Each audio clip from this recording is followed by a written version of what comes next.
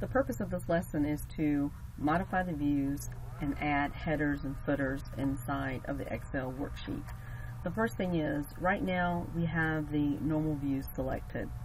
What I'm going to do is click to select the page layout view.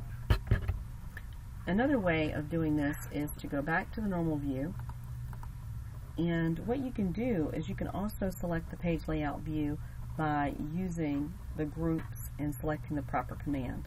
So for example, I can go to the View tab, and now I'm going to look in the Workbook Views, and when I look in the Workbook Views group, now I can see the page layout view.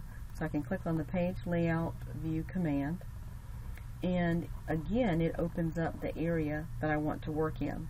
It says click to add header. I click it and I type menu, and by typing in menu I can now see that the information was entered in the middle of this particular header section. You'll also notice that there were three sides. For example, there's an area to the left, middle, and right. You can enter text in each one of these. If I wanted to put in a number here, I could do that. If I moved over, you'll have the opportunity to see that information. If I wanted to add text here, if I said, for instance, chapter, I can clearly see that that information stays in that particular section. So there are three areas that you can enter header information for inside of your page layout view. Now what I'm going to do is I'm going to scroll down to the bottom of the sheet, and when I click, I'm going to type here and put in my first name, last name, and I also have the ability to add additional footer information in three separate sections.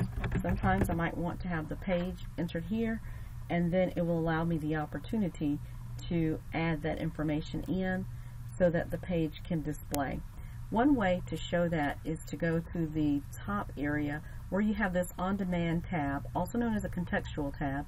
You can click on design, and when you do that you can now add page number. So I have page, and now it has page number, and when I click in this section I notice that in my regular view I should be able to see the page number. And so now, in order for you to preview the information that's showing on the screen, the first thing that I'm going to do is click on File, and when I do that I can now go to Print. Because I have data entered in this form, it makes it clearly obvious that there is a header area with information as well as a footer area with information. So that verifies that the header and footer were successfully entered.